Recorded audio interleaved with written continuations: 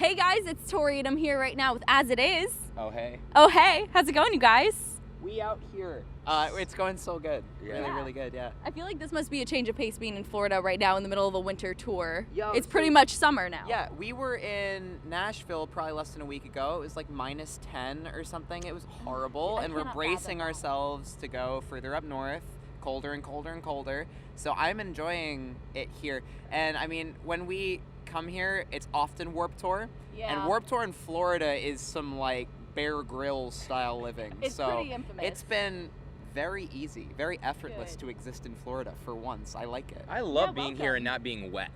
Yeah. You know, from like sweating from the humidity or being rained on, you just stay wet in Florida. Yeah. It did rain today too. That's the funny part Yeah. of all of this. We missed it. I think that was during sound check. Oh, so good, Fortunately, we skipped out on that. Cool. So I should have just not told you and then it would be like it never happened. Absolutely. Yeah, we Cool. always arrange it so that if it's gonna rain, it's during sound check. Oh wow. We're divas like We that. That advanced actually it. did happen yesterday as well in Tampa, because Yeah. like I got out the venue and it had rained, and I was like, didn't know that had Had happened. no idea So it we're happened. 2 for 2 on that. Yeah. Well, let's start with some finished sentence questions for you guys on that note.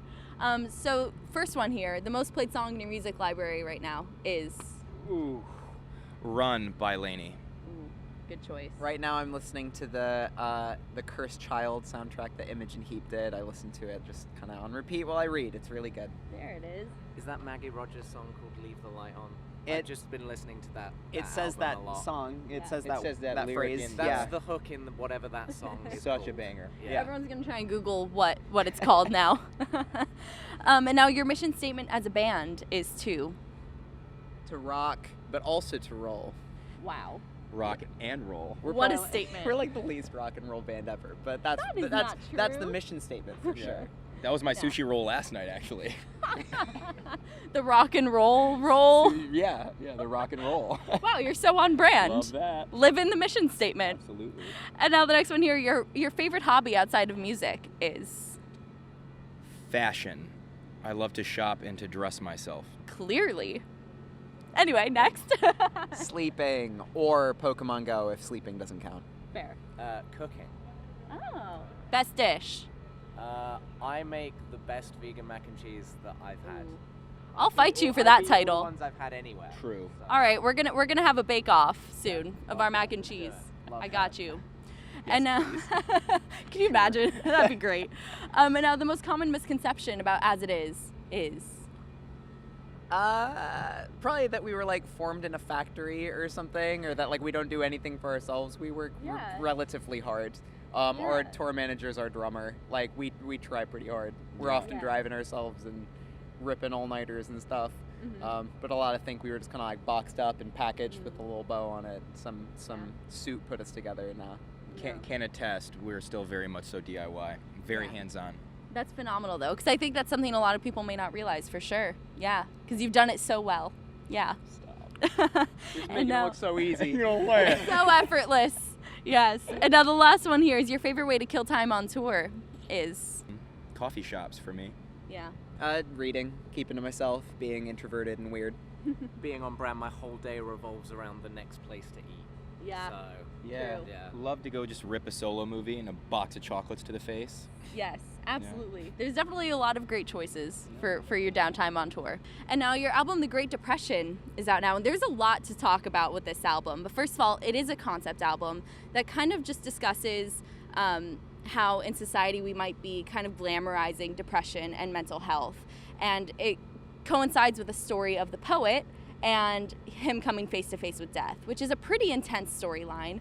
And you've managed to turn it into a very beautiful story on this album. But what was the biggest challenge you faced in turning your own personal struggles into this album? Firstly, thank you. Yeah. And secondly, I think the biggest struggle, and it was something I often tried to keep out of my mind personally, is the fact that when you're dealing with such sensitive subject matter, you want to be respectful. You want to be incredibly sensitive and respectful to the experiences and the issues and the struggles that people go through. So with any song we've ever written, we never pander and we write what's true to ourselves, because that way you're not putting words in anybody's mouth. You're not trying to understand anybody else as much as I feel like we can empathize. as long as these experiences are true to us, they're hopefully going to be true to somebody else. And just talking about depression, anxiety, self-harm, and suicide in the very explicit manner in which we do on this record, it was very important that we were sensitive and respectful.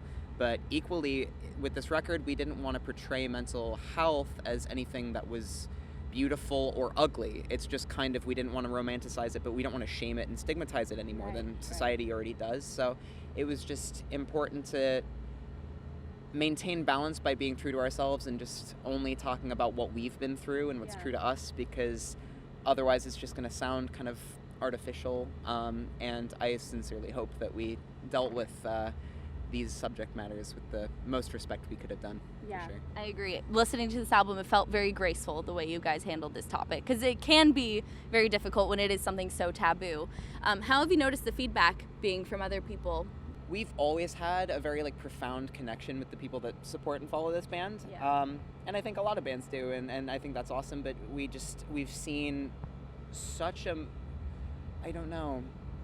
such a loud and almost aggressive acceptance of this record. It's just been really humbling to see people embracing, the aesthetic and the branding and in this big way. First time in a while we've seen an album reach so many new people and so many new I meet so many people at shows that I wouldn't necessarily, I'd make the judgment that they wouldn't like a band if I spoke to them, and just the reach of it seems never ending. I think as well, just with how many parents have been coming to shows, I think this record has helped kind of ease the generational distance and gaps between some parents and their kids, in the sense that, generationally talking about your mental health was stigmatized for our parents and our grandparents, and I think it's becoming much easier for people to understand and open up themselves. Which is cool. Yeah, it's a universal message, and I think opening up that discussion is really powerful, and it's great that you guys have been able to do that. Yeah. And speaking of the aesthetics going into this album cycle, a lot has changed with As It Is since the Great Depression came out. And something I noticed just from a lot of people who may not be too familiar with the band or kind of see it from the outside looking in, they're probably wondering, when did As It Is become goth? So how did that transition go coming into this album cycle and kind of just overhauling everything? How did that happen? I mean, we've always been a band that really looked up to and admired bands that changed from era to era, bands like Paramore and My Chem and Fall Out Boy and Panic! At the Disco. It's so iconic. Yeah, bands who really dream big and change pretty drastically musically and experiment themselves. It was very intentional that we were going to embrace a more emo and post-hardcore influence with this record. And a lot of the fashion, the aesthetic is paying homage to emo bands that we grew up listening to. A lot of British post-hardcore bands that we grew up listening to in the UK. Bands like Funeral for a Friend, and the hairstyle is very symbolic of, old Silverstein, Hawthorne Heights, Census Fail, those sort of artists. So it's just paying homage to the bands that really inspired us 10 to 15 years ago. Yeah, you definitely got fully immersed in this album. It wasn't just about the music, it was everything, which I think is really sick. You've definitely had the ability to turn your personal hardships into a full-blown storyline with this album. So where did you kind of draw the line of sharing your personal experiences, but also maintaining a sense of privacy? Because that is something, even with social media, that a lot of people do struggle with.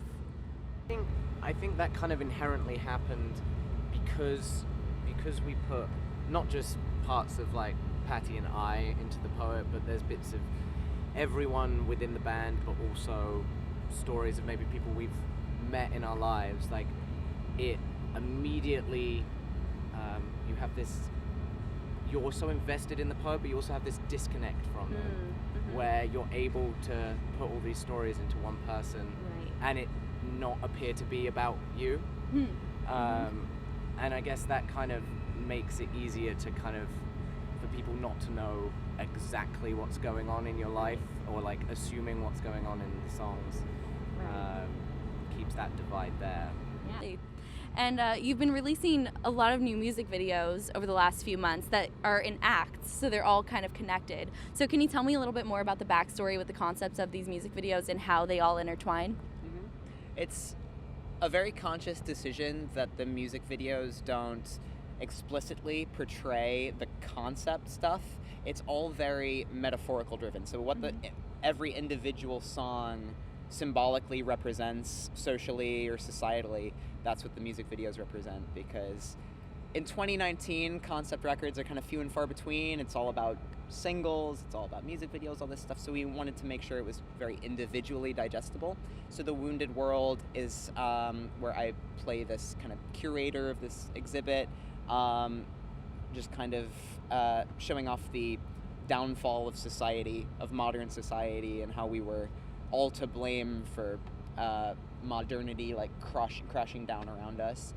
The Stigma Boys Don't Cry is a video in which this drill sergeant is teaching us how to be men, to man up, to not cry, all this very cool stuff. And at the very end of the video, there's a female drill sergeant. It's all about toxic masculinity, toxic femininity, and gender expectation. Love to see it. And The Reaper was incredibly fun, in which, wow, okay, where do I start? So each of us, the four of us, sorry, Ron, at that time, were acting out the different stages of the records. We had bargaining, anger, acceptance, and denial. That's the one. And the record is very subjective and ambiguous. We leave it open to interpretation, and that's inherently to represent that people are in control of their lives and can make decisions for themselves and all this kind of stuff. So yeah, the ends of those represent that, and we're hopefully going to be doing at least one more music video to finish it off. But yeah, it's been really fun. It's been cool to embrace music videos again. Yeah. I think you know, YouTube used to be like one of the main places people consumed just music, and now with streaming, Spotify and Apple Music, it's not so much anymore. So we really wanted to repurpose that format for artistic expression in a big way. A format that you are very familiar with. Oh, very much so. Yeah, it's been really fun and fulfilling. Absolutely. I think it's so cool that the concept is you get so immersed in it, because I know some of my favorite albums growing up are the ones that you could just completely dive into and pick apart like that. So it's definitely cool you're bringing that back. And what are the plans for after this headlining tour? What else is coming up that fans can look forward to? We literally have like one day at home. We're gonna sleep in our beds for one night and then hit the road again. Then we headline the UK. We do Europe with Enter Shikari. And then we're going to be hitting festivals all summer, pretty much, I think. Busy guys. And we'll see what else. We have many plans for things that aren't just shows though this year. So. Cooking up that content. Yeah. It's gonna be it's gonna be a really busy, exciting year. Amazing. Kitchen's heating up. The kitchen is heating up, folks. You heard it here. Well, thank you guys so much for hanging out. It was great talking to you. And everybody watching, make sure you check out As It Is. The Great Depression is out now. Subscribe for more videos, and we'll catch you next time. Bye.